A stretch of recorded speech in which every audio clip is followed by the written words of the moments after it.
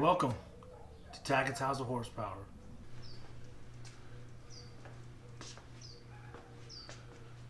Well, hi there. We're back. And today we're going to work on my baby. This is my baby. It is a 1965 Chevy Nova Wagon that myself and my real good friend Jason converted to a two-door delivery back in 1998-ish. No, Chevrolet did not make a two-door station wagon in a Nova. They made two-door station wagons in Chevelles. They did not ever, I don't care what anyone tells you, Chevrolet did not make a two-door Nova wagon. So, this one was homemade. We took a two-door Post like 100 series sedan. I took the doors and the B pillar and half of the quarter panel out of a sedan and welded them into a four-door wagon body, and then paneled the back end. So it made it a two-door delivery with the correct two-door doors and the correct two-door B pillar. So it's pretty unique, and I had to cut up two cars to make this. So I mean, back in the day though, back in the 90s, people really didn't care about station wagons, so it wasn't a big deal. But yeah, there you go. You can get a better look at it. So that is a two-door door. It's 10 inches longer than it's supposed to be. If you park this car next to Oki, you can really see it. But the door handle was 10 inches further forward. The shape of this jogs in. There's a step in it, and it comes down, and then your fourth door would be back here. So that is a door, a pillar, and half of a quarter panel out of a sedan. So it's welded somewhere right about here. There's a weld. And so that from there back is station wagon, from there forward is sedan. But anyway, that's kind of a little bit of a story about this car. Anyways, and we did it back in 1998. So, but right now we got a different problem. And I'll get you in here and show you. Here we go. This is it's not really a show car. I mean, it looks good, but it's not like perfect or anything. It's a street car. I drive this thing. I drive it to work. I drive it to the store. When, you know, if I'm running errands, I'll jump in this thing on my days off, go get my hair cut, whatever. I drive this car. And it runs good. It's a 406 cubic inch small block, 400 board 30 over with 5.7 inch rods. So it's a long rod 400. It runs pretty good. I think it would run 11s right now in its current configuration. The car has gone faster. It used to have nitrous on it and stuff. It doesn't anymore. I used to drag race this thing quite a bit. This thing's been out at Pomona, Verona, California, Carlsbad Raceway. It's been everywhere. It's been my baby for many years. But so what happened was I was on my way to O'Reilly's earlier when we were working on Oki. I had to run up to the store and back, so I took this. And I looked down, and the temperature gauge was like climbing. This thing was like 240 almost, 230 heading to 240, and I was like, what? Luckily I was almost home, so I just babied it real quick and got it home. And I was like, what happened? This thing doesn't overheat. What's going on? Well, the interior's out of it right now. I got to get some of it redone. The seats need to get redone. Door panels need to get redone. So don't pay attention to that. Anyways, so I'm riding home, car's overheating. I'm panicking because I don't know what's going on. And I pull in driveway and shut it off. And my electric fans are not running. They're not running. And I was like, whoa. So we need to diagnose what happened here. It's got, I put this as a new fans and radiator setup I just went to when I had this whole car apart. And I put the Hides front end on it, the rack and pinion steering, disc brakes. So I did all that recently. So I had the front end off the car. I put the engine in it, and I went with this new radiator setup, and I like it. It runs nice and cool. But something happened. And it's probably my fault. I'm running both of these fans off of a 40 amp relay down there. And I don't think that's enough. I think I might have fried that relay. 2 fans on 1 relay is probably a bad idea. So I think the relay's bad. So what I want to do is take it out. We're going to test it and find out. I'm going to check it and see if that's the problem or not. And then I think what we're going to have to do is replace that relay and maybe put 2 relays. We'll see if I think that's going to be the problem. So we'll see. All right, you guys, let's talk about relays for a minute here. You can get these at the swap meet. You get them online. They sell them in like packs of 5 or 6 or 10 or whatever. These are your typical 5-wire 12-volt relay. See that? 12-volt DC, 40 amps, waterproof. Now, these things, you got to start using these things. Man, everybody wants to run things off of the ignition switch. They want to run things off of toggle switches, whatever. Stop it. You hear me? Stop it. Get you these, okay? Here's how it works. The beautiful thing about this is this thing can handle up to 40 amps, right? Now imagine if you have a car and you put electric fans, electric water pumps, nitrous solenoids. These things are a very large load. Electric fans is a big load. They use a lot of amps. Fans, water pumps, fuel pumps, good lord. You cannot run that off of a toggle switch, okay? Just stop it. What you can run on a toggle switch is a bunch of relays. Relays do not take much power. You can operate this thing with almost no voltage or amperage at all. And what we need to look at here is this little diagram on the top here. These numbers and symbols, they mean something, okay? So if you look, can I get it stable? Okay, 86 and 85. Look at the bottom one first. 86 and 85. That symbol right there, that little box with a line through it, that symbol means it's a solenoid. So that can be ran off of a toggle switch or directly off your ignition switch on your fuse box or something like that in your old car, truck, whatever. And this thing can you can run a bunch of these, and it's not even gonna, you won't even notice it. The ignition switch is not going to be overloaded by adding these. So that's how you operate it. 85 and 86 operates the solenoid. What does the solenoid do?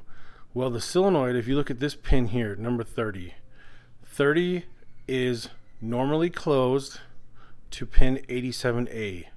What does normally closed means?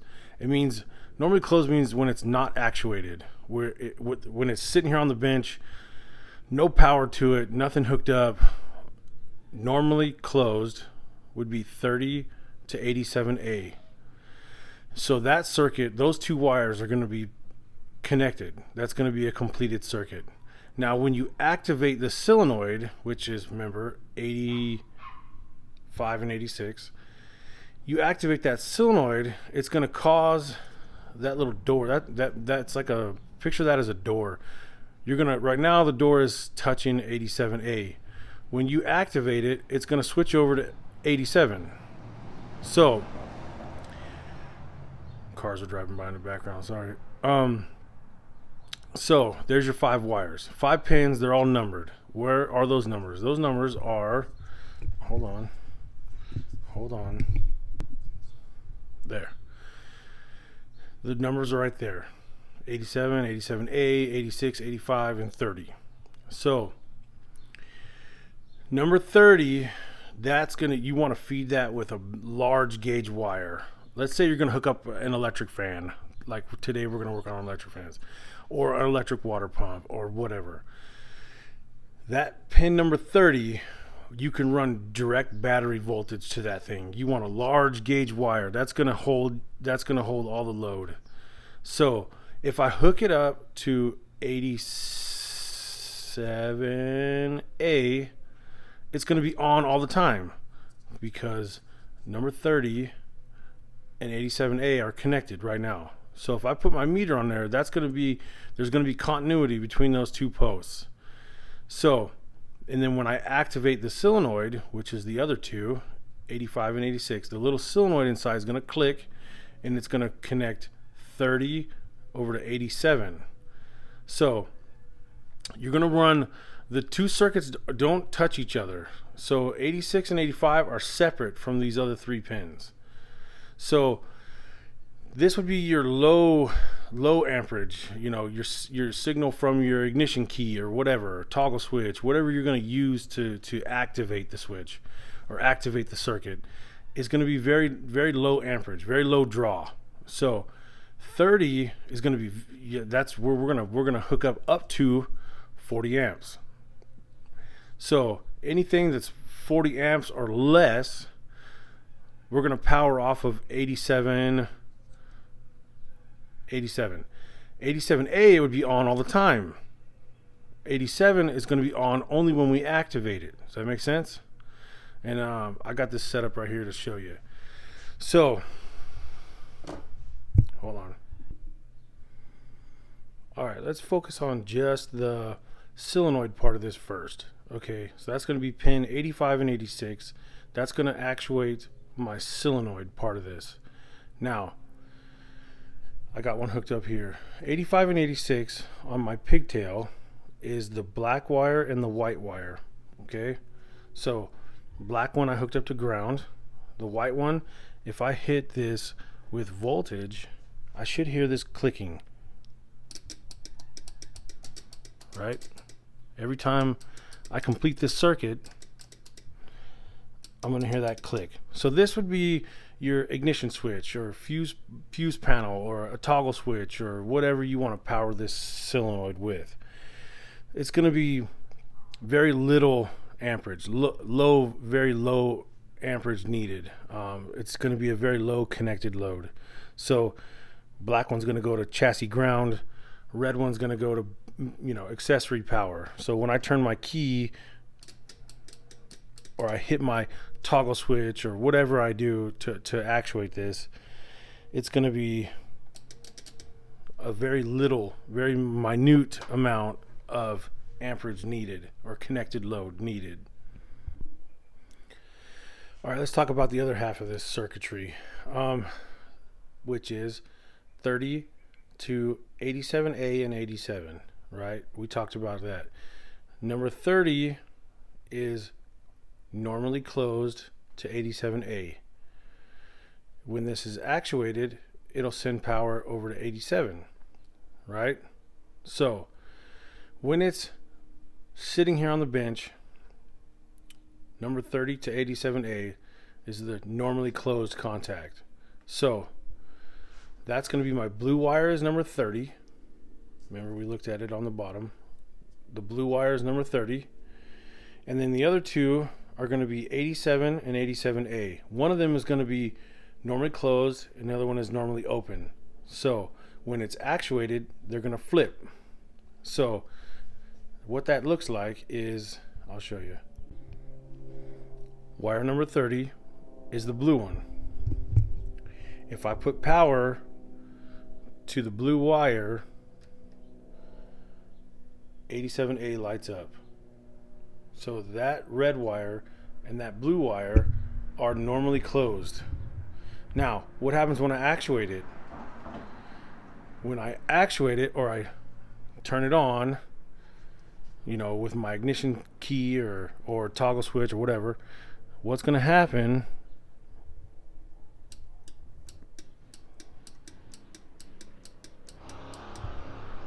There you go. So I hope all that made sense.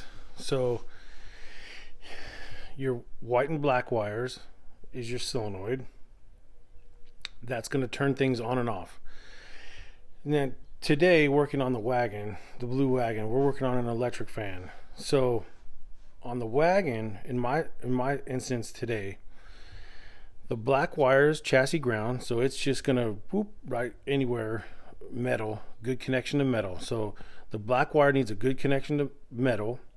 The white wire needs a good connection to accessory power. In my case, I want it to come on when the accessory key is hot, or whatever. You can put it on a toggle switch if you want, whatever. But for me, I'm going to put it to accessory power. So key on, solenoid is going to activate.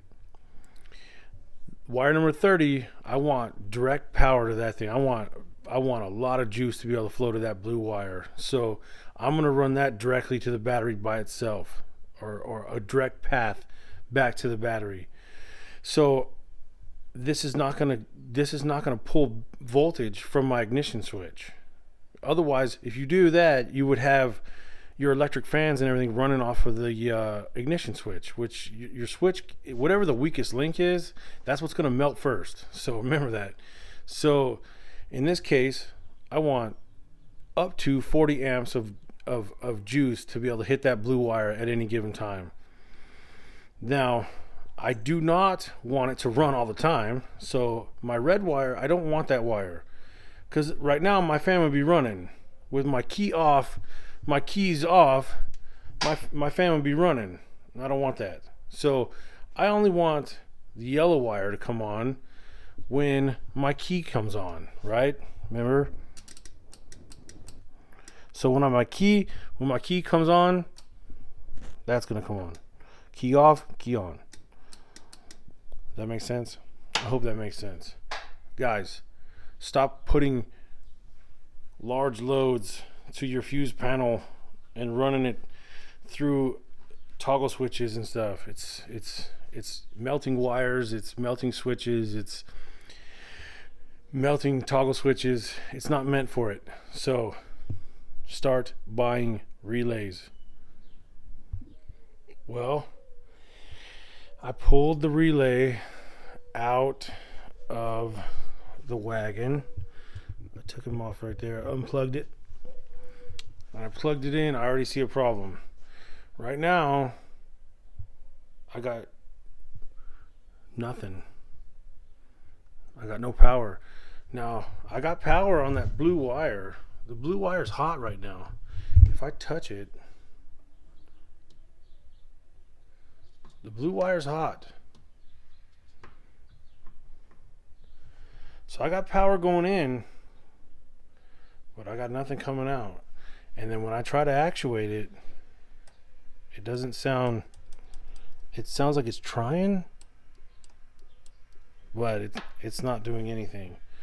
So I'm guessing that relay's bad, and most likely it's my fault, because it's only meant to handle 40 amps, like I said, and I think running two fans off it is probably more than 40 amps.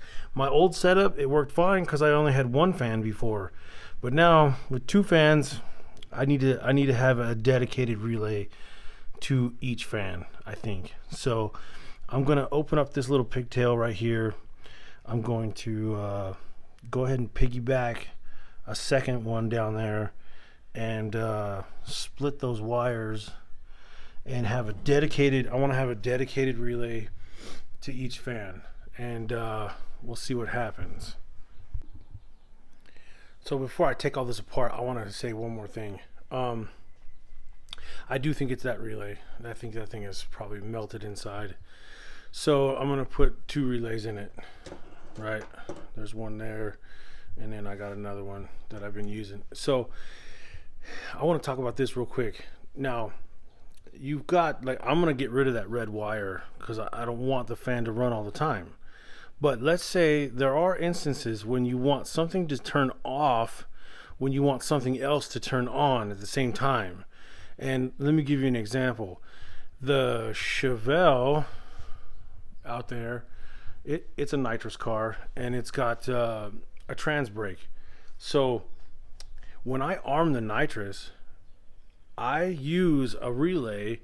I run the normally closed contact to my arming switch, and then up to my full throttle switch, and then I ground it. So when I have a relay for my trans brake, and here's what I do. I can arm the nitrous off of this power wire. I power it with this wire, right? And I run it off of a relay that's controlling my trans brake. And why do I do that? I'll tell you why. So when I pull up to the line, and let's say I want something to turn on and I want something else to turn off at the same time, remember. So you can use the normally open and the normally closed contact on a relay to do something like that. So let's say I pull up to the line and I arm my nitrous, and I want to launch, or I want to sit on the trans brake. I hit the trans brake button, right? I turn the trans brake on, and then when I let go of the trans brake turns off, the nitrous turns on. See what I'm saying? So when I let go of the trans brake button, boom, my nitrous turns on. So that's one way to do it, you know, and it's something to think about. These relays will come in real handy for certain things like that. So there you go. I took my little poker, I pushed the little pin down, bam, yanked the red wire out. Also, these things are kind of cool. They kind of link together like that. You could put a whole row of these together if you wanted to. They kind of slide together like that. Pretty neat. Got rid of the red wires. Alright, let me show you what I got. Let's see. I removed the old relay and I put two relays down there. So signal wire coming in, both of them grounded to that bolt there, which is just fine because it's, like I said, that's just for the little tiny solenoid. So the connected load of these wires here are very, very, very low. So that's just a signal wire to actuate the tiny little solenoid. The other wires are constant, large gauge, straight direct to the battery. So the connected load to the fuse panel and ignition switch are very low. So now we turn this key and see what happens.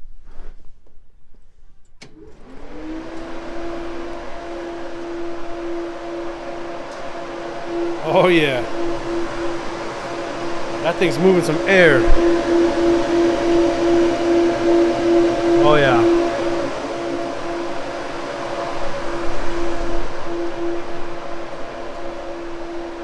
I think we're in business now.